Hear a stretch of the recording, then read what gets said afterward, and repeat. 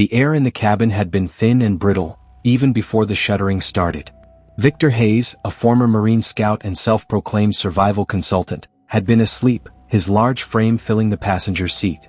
The cold came not from the Alaskan tundra whipping past the windows, but from the sudden silence of the twin rotors above. Dr. Anya Sharma, the expedition's lead biologist, didn't scream. Her hands simply flew to the control panel, watching the red lights blink their fatal verdict. Beside her, in the jump seat, sat Kalen Vance, the youngest member of the team, barely 22, hired for his unique knowledge of botany and local history.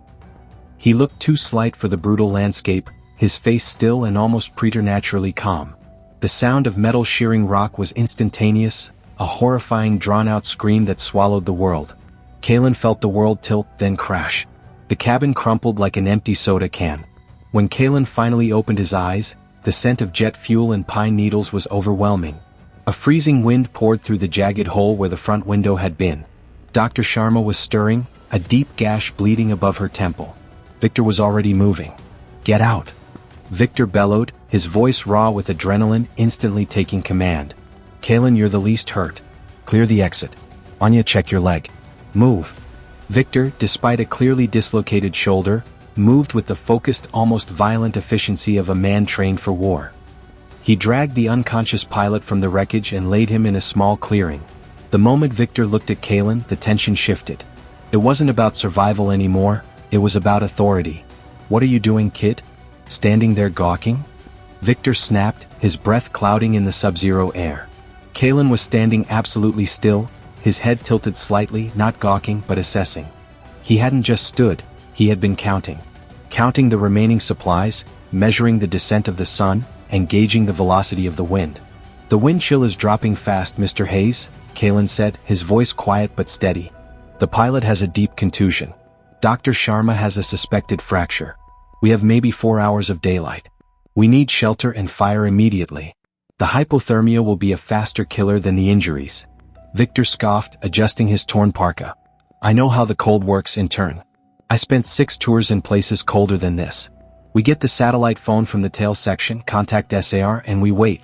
Standard procedure." "The tail section is crushed, sir," Kalen replied, pointing with his chin. "The antenna is buried under 2 tons of glacier ice. Communications are zero. We are on our own." The blunt clarity of the statement hit Victor like a physical blow. He stared at the mangled wreckage, his chest heaving. The arrogance didn't fade, it simply morphed into dismissive irritation. "Fine. We need fire," Victor conceded. He patted his numerous pockets. "I always carry 3 redundancies. Let's see what the military-grade equipment can do." Victor yanked a weatherproof bag from his pack. Inside was a high-end butane lighter. His fingers, already stiffening with the cold, fumbled with the tiny metal wheel. Click, click, click. The mechanism sparked weakly, but the fuel was too cold to ignite. He cursed, shaking the lighter violently. "Damp," he muttered. "Too damn cold. That's why you carry a backup." He produced a small tin of stormproof matches. The heads were coated in a thick, waxy sealant. He scraped one against the striking surface. A weak, pathetic flame sputtered for a second, then died. The air temperature, combined with the extreme humidity from the surrounding ice, was too much. The brief, smoky hiss was an insult. Victor's jaw tightened. His confidence, the one thing he relied on, was starting to crack around the edges. He looked at the wreckage, then at the sky. 4 hours felt like 40 minutes. "Kalen," Victor barked. "Stop standing there like a statue. Gather fuel. Fatwood. Anything dry. I'll get this damn thing working." But Kalen hadn't been standing still. While Victor had been wrestling with technology, Kalen had been working in a different world. He had walked 20 feet away to a stand of dead spruce, gently running his hand along the trunk. He selected a piece of driftwood and began to peel the bark with a shard of metal he'd salvaged. His work was methodical. He wasn't rushing. His movements were slow and intentional. "Sir," Kalen said without looking up, his voice barely audible over the wind. "Fire isn't something you command. It's something you invite. We need an ember, not a flame." Victor bristled. "An ember? With what? Rubbing 2 sticks together like a cartoon caveman? We're a little beyond Boy Scouts, kid." "On the contrary, sir," Kalen replied, his tone remaining calm, refusing to engage the anger. "We are exactly where we need a method that cannot fail. We need the friction fire. and I have already located the materials. Victor threw the tin of matches into the snow in a fit of pure frustration. He watched the useless butane lighter. He had spent years relying on the gear, the training, the system. He was the professional, the expert. And yet, the 22-year-old intern was the only one who seemed to have a plan that didn't involve a battery or a fuel source. Dr. Sharma, shivering and cradling her arm, watched the standoff. Victor turned, his eyes narrowing, looking for a flaw in Kalen's composure. "You're going to try the bow drill? In this cold? With a dislocated pilot and a fractured biologist waiting? It takes a massive effort, a clean setup, and it's a technique that fails 99 times out of 100, even in perfect weather." Kalen finally looked at him. There was no defiance, no arrogance, just quiet calculation. He looked at Victor's red, frustrated face and then back down at the pieces he'd collected. He had a hearth board, a piece of cedar split lengthwise, dry and smooth. He had a spindle, a straight, perfect piece of maple meticulously whittled to a point. And he had a bow, a flexible length of willow with a bootlace serving as the string. Kalen spoke, his voice low, controlled, and cutting through the tension like a scalpel. "Failure, sir, only occurs when the necessary steps aren't taken. You focus on the failure. I focus on the process." While Victor paced, muttering about protocol, Kalen knelt. He secured a piece of birch bark for his tinder bundle. Then, using a small, sharp stone he found, he created the V-notch in the hearth board.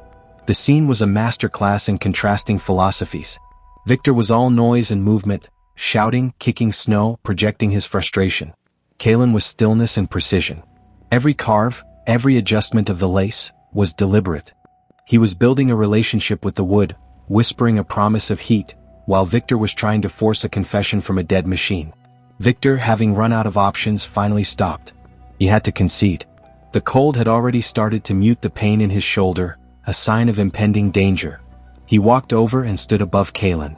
"Show me, kid," Victor said, his tone still laced with superiority, but the panic was an open secret in his eyes. "Show me how your sticks are better than my $500 in gear." Kalen didn't respond. He positioned the hearth board firmly on the ground, placing his foot on it to hold it steady. He wrapped the bowstring once around the spindle.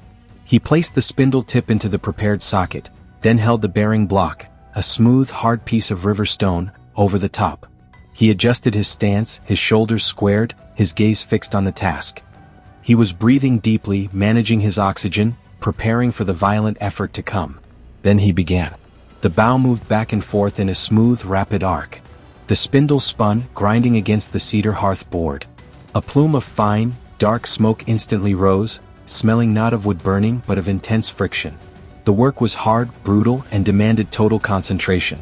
Victor watched, expecting the spindle to slip, the bow to break, Kalen's breathing to give out. He knew the sheer physical exhaustion this method required, especially in freezing conditions. It was a test of will he thought the young man couldn't possibly pass. Kalen's face remained unreadable. His eyes were sharp, focused only on the churning wood. The smoke grew thicker, now a black swirl rising from the socket. Victor leaned in, ready to offer a correction, a superior word of advice, but the words didn't come.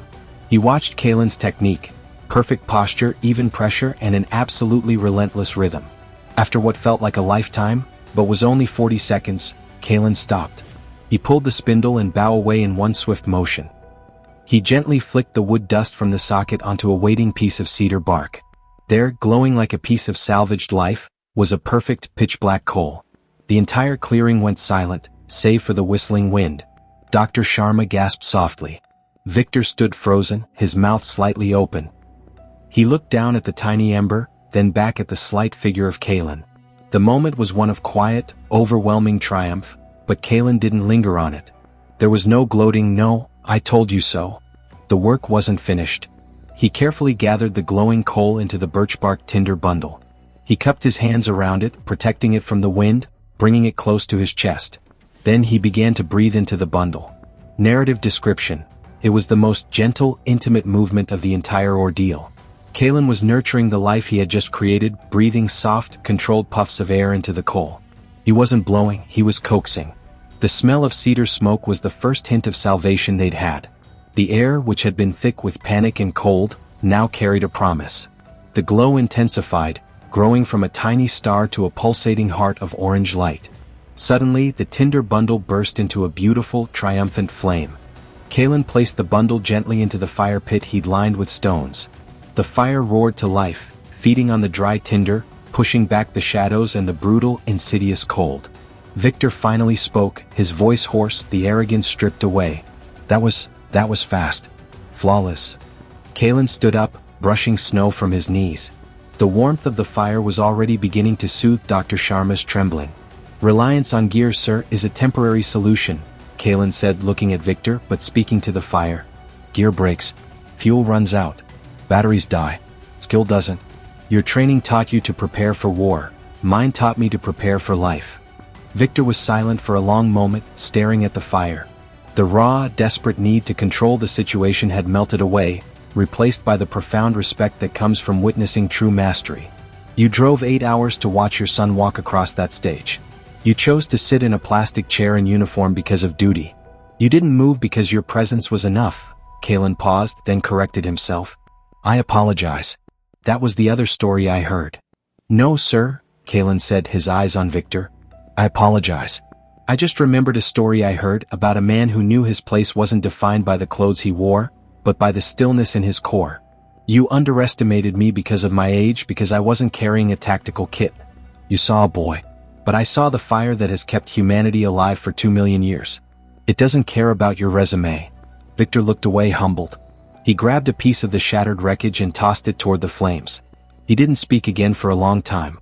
Kalen spent the next hour building a lean-to from salvaged debris and pine boughs, banking the fire, ensuring its survival for the long night. He was the quiet professional now, his actions speaking volumes that Victor's bluster never could. When Dr. Sharma finally managed a weak smile, she looked at Victor. I think, Victor, she whispered, that the new curriculum for this expedition will be written by Kalen. Victor simply nodded, pulling his coat tighter, finally submitting to the reality that his high-tech, expensive world had failed, and a piece of ancient wood had saved their lives. He turned to Kalen, his voice low and firm, without the hint of sarcasm this time. What else, Kalen? What else do we need to do to make it through the night?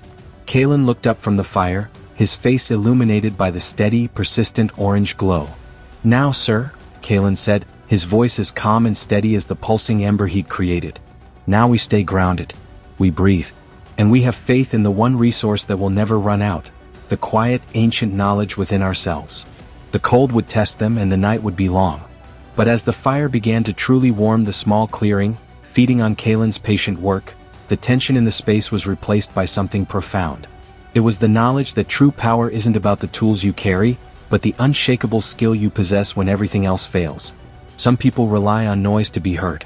Others just sit in quiet competence and are never forgotten.